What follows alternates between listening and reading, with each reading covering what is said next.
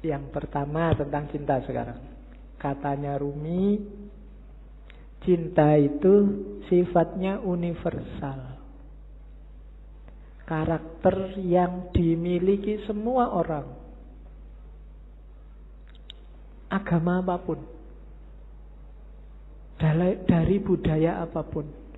Tidak ada agama, tidak ada budaya, tidak ada peradaban yang tidak menganggap cinta itu luhur dan baik. Semua menganggap cinta itu luhur dan baik. Jadi itu rumus pertama. Kamu mencintai, itu tidak ada orang anggap kamu jelek. Apapun. Kecuali yang duniawi. Jadi cinta ini perasaan yang universal. Yang kedua, cinta itu obat. Obat dari kesombongan, obat dari kelemahan, obat dari duka cita. Mengingatkan yang minggu-minggu lalu ya. Jadi cinta itu kan ketika orang berhubungan dengan sesuatu, tapi dia tidak memiliki pamrih apapun. Selain untuk yang dicintai, ibu ke anak, orang tua ke anak, mungkin kamu dengan sahabatmu, ketika nggak nuntut apa-apa, kepingin yang kamu cintai ini bahagia, baik, unggul, dan bila perlu kamu berkorban demi kebahagiaannya, demi kebaikannya. Nggak usah ada balasan apa-apa. Kan itu kemarin definisinya cinta. Nah, cinta yang kayak gini, ini melatih jiwa. Yang pertama apa? Jiwa jadi nggak sombong. Jiwa pecinta itu jiwa yang rendah hati. Kenapa? Dia tidak mikir dirinya. Kok kamu merasa pecinta tapi masih sombong? Belum berarti. Perlu latihan lagi. Dan pecinta pasti kuat. Ya kan? Jiwa yang kuat itu kan jiwa yang dia selalu ingin memberi, tidak minta-minta, tidak ingin dibalas. Kalau kamu memberi sesuatu dan masih ingin balasan, berarti belum cinta. Makanya minggu lalu Robiah Adawiyah bahkan bilang, enggak, ya Allah, kalau aku ibadah ini hanya minta surga, jauhkan aku dari surga. Kalau aku ibadah ini takut dengan neraka, masukkan aja aku ke neraka.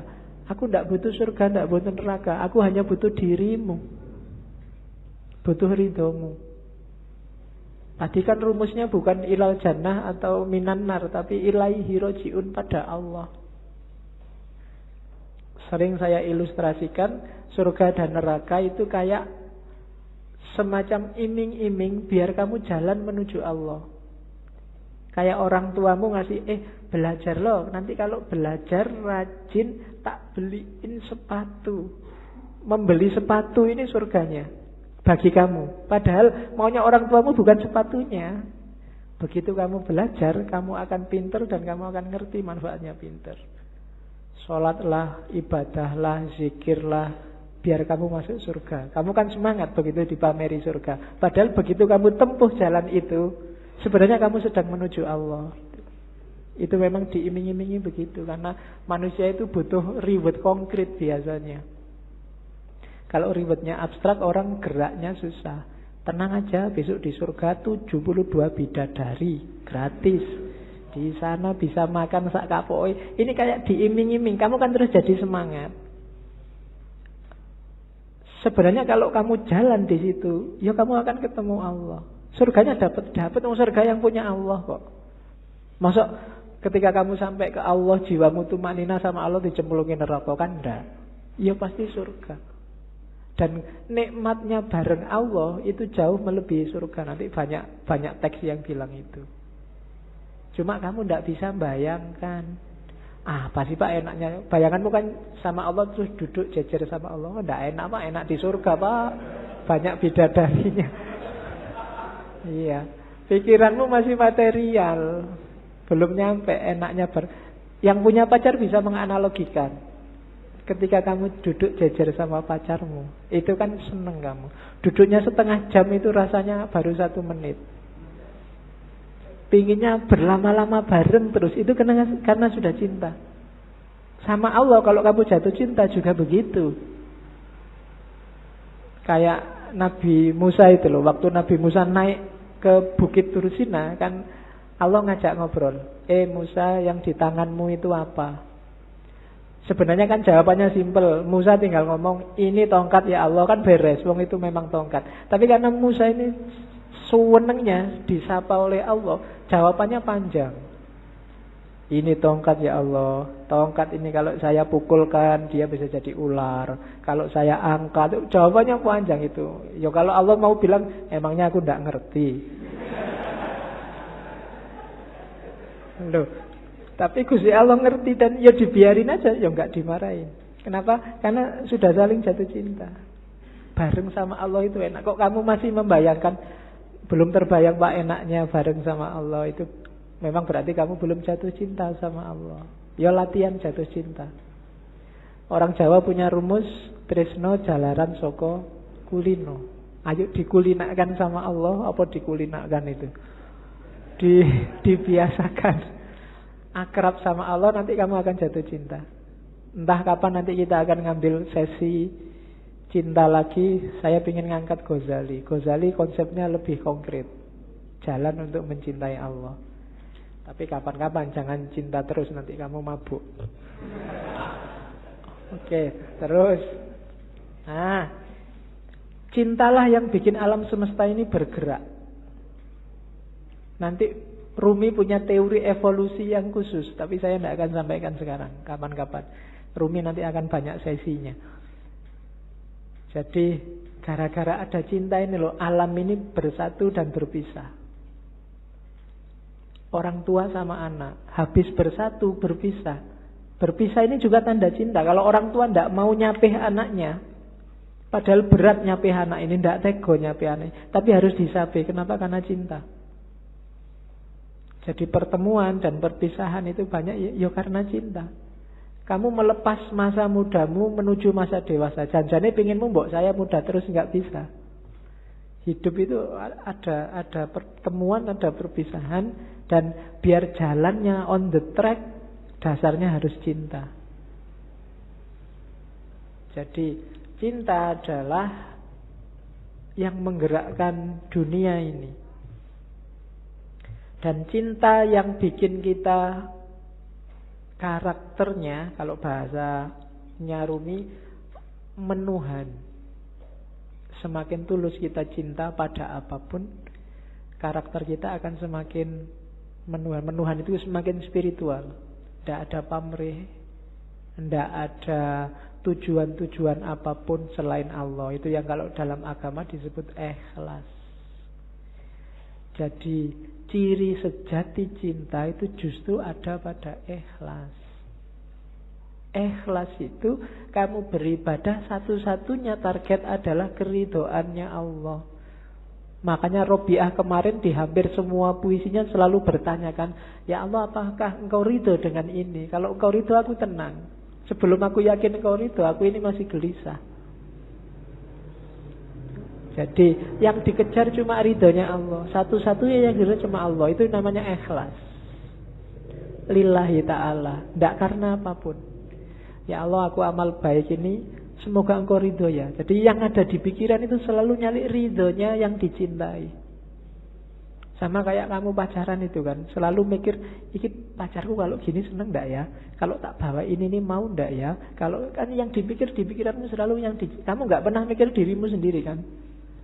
Begitu diajak ke warung, ini kamu sukanya warung yang mana? Kan bukan sukaku, sukanya dia. Jadi ketika orang jatuh cinta, egonya hilang. Dia tidak ngomong aku lagi, tapi ngomong kamu. Kalau kamu jatuh cinta ke Allah juga, bukan akumu lagi yang bilang, tapi ridhonya Allah. Apa sih maunya Allah? Kira-kira kalau aku gini, Allah ridho enggak ya? Begitu kamu ujian mau nyontek, ini kira-kira kalau aku nyontek Allah ridho enggak ya? Anda Bapak Allah Maha Pengampun, ha? Waduh, wae ku akhirnya. Iya. Ya kamu yang ngerti lah. Oke, terus bentuk apa saja, ekspresi apa saja yang lahir karena cinta yang tulus tadi pasti baik. Tidak mungkin tidak. Tidak mungkin mencelakakan. Kalau ada yang mencelakakan, berarti itu belum cinta dan pasti bukan cinta. Kalau dasarnya cinta, apapun yang keluar pasti baik. Dan yang kedua, cinta bukan suka, bukan duka. Kayak Robiah kemarin. Tidak peduli hukuman. Cinta itu yang ada hanya ego yang lenyap, yang dipikir hanya dia. Terus. Nah, cuma katanya Rumi jangan ditanya apa definisinya cinta.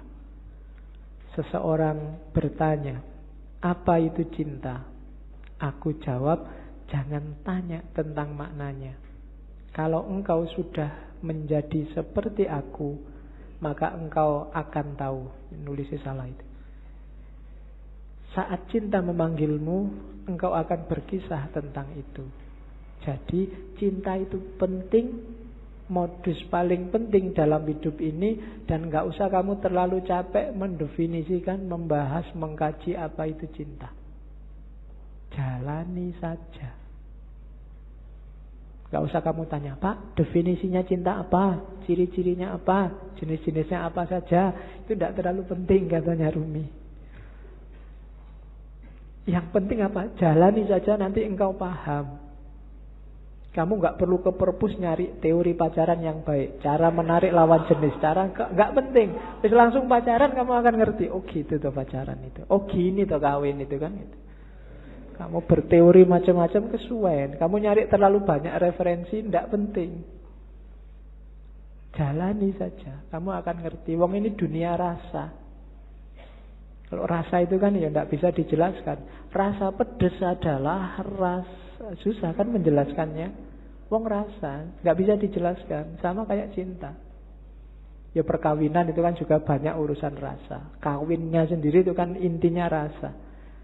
Kamu nyari penjelasan, Pak, saya belum kawin sih Pak. Kira-kira kawin itu rasanya gimana Pak ya?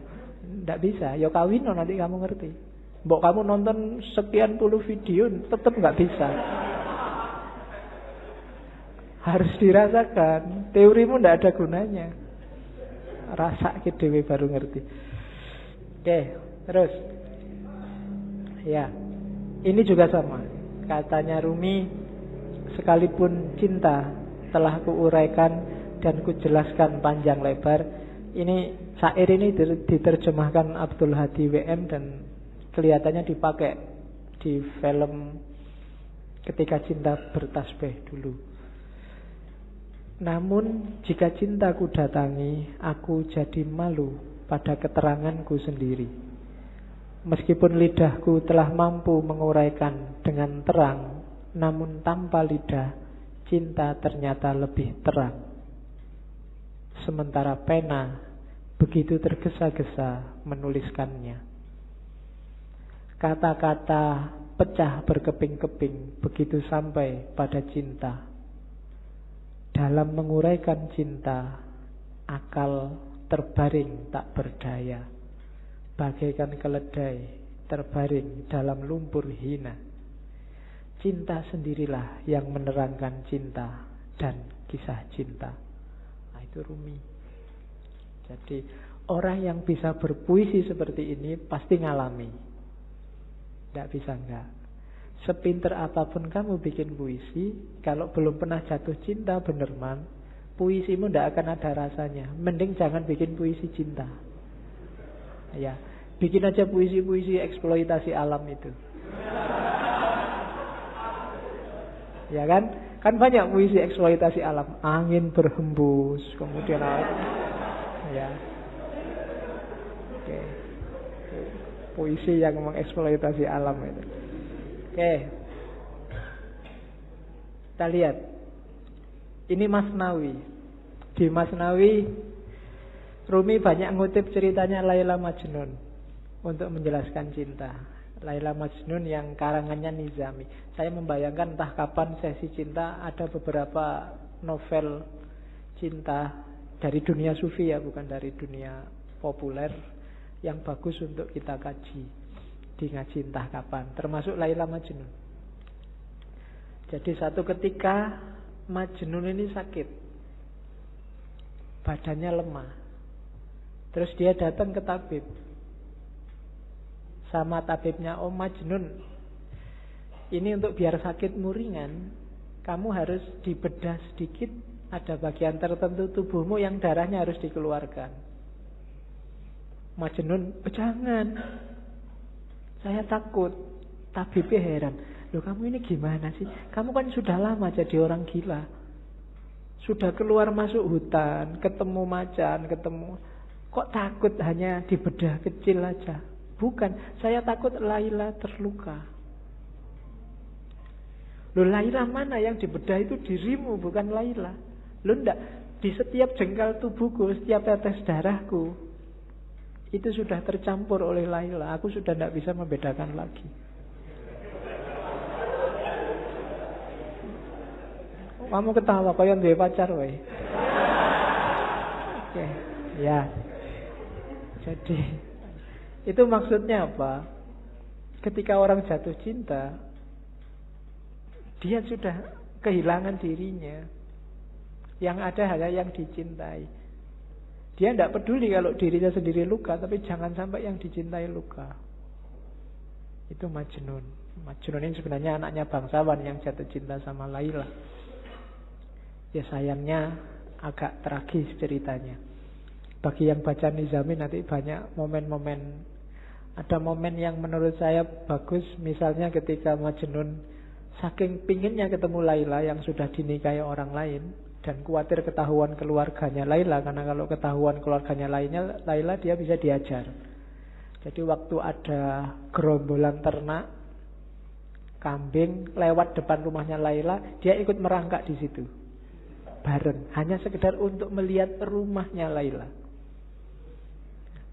Oke, itu Majnun. Nanti banyak momennya yang bagus dan banyak dipakai oleh Rumi. Cuma Rumi bikin cerita sendiri, hanya tokohnya Laila sama Majnun, dengan ilustrasi besarnya cinta Laila sama Majnun, besarnya cinta Majnun sama Laila, dan sebaliknya.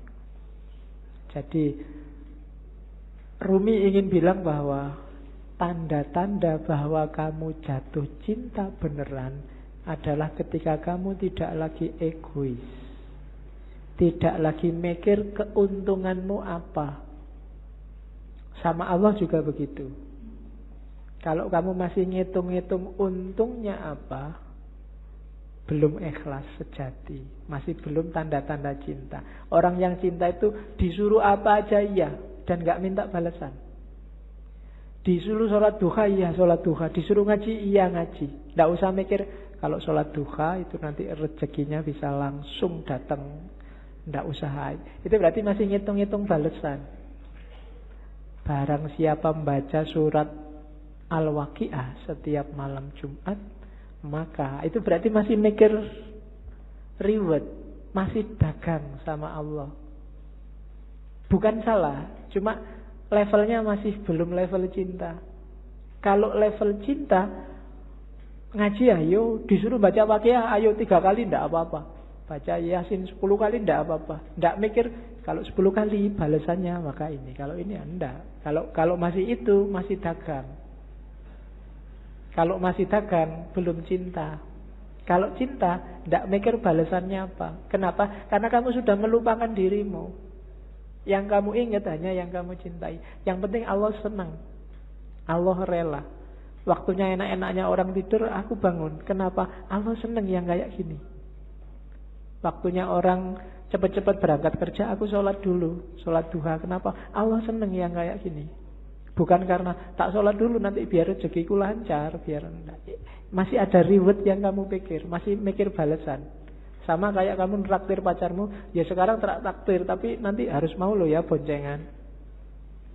Itu masih mikir reward, masih mikir aku cinta padamu, tapi kamu cinta padaku juga kan? Kalau enggak ya aku nyari yang lain. Itu berarti belum. Masih dagang, masih negosiasi. Apa salah? Enggak. Cuma levelnya masih belum level cinta. Ketika belum level cinta ya harus dinaikkan lagi, masih negosiasi, masih bukan Allah satu-satunya. Tapi jalannya sudah menuju Allah, tapi masih belum ikhlas. Karena ikhlas itu ndak mikir balasan. Sodakolah 1000 maka akan kembali 700.000 karena dilipat gandakan 700 kali. Ini kalau masih hitung-hitungan itu kesenangan koruptor-koruptor. Koruptor itu saya korupsi 1 juta, kemudian tak sodakohkan aja 10 juta. Korupsi 100 juta, tak sodakohkan 10 juta, 10 kali 700 sudah banyak itu pahalanya. Dosanya sama ininya kalau ditotal menang ininya, menang pahalanya. Kan korupsinya dosa 1 juta, sementara itu hitung-hitungan matematika. Kayak orang habis melakukan kejahatan terus umroh, karena pahala dosa orang umroh antara 2 umroh ini dosanya diampuni. Jadi sebelum melakukan kejahatan umrohlah, nanti habis melakukan kejahatan umrohlah. Nah itu hilang dosanya karena dosa di antara 2 umroh ini diampuni. Ini masih kalkulasi matematika. Emangnya Allah anak SD? Kamu ajari, kamu abusi dengan itu. Tidak bisa. Jadi levelnya belum cinta, belum ikhlas. Maka katanya Ruminda kayak Majnun dan Laila. Rumi juga ngomong cinta itu kuat. Jangan salah. Energinya luar biasa. Jadi ya kalimatnya si puitis. Karena cinta duri menjadi mawar. Karena cinta cuka menjelma anggur segar. Karena cinta keuntungan menjadi mahkota penawar. Karena cinta kemalangan menjadi keberuntungan. Karena cinta rumah penjara tampak bak kedai mawar. Karena cinta hamparan debu tampak seperti taman. Karena cinta api berkobar jadi cahaya yang menyenangkan. Karena cinta setan berubah menjadi bidadari. Karena cinta batu keras menjadi lembut bak mentega. Karena cinta duka cita menjadi riang gembira. Karena cinta hantu berubah jadi malaikat. Karena cinta singa tak menakutkan seperti tikus. Karena cinta sakit jadi sehat. Karena cinta amarah berubah jadi ramah.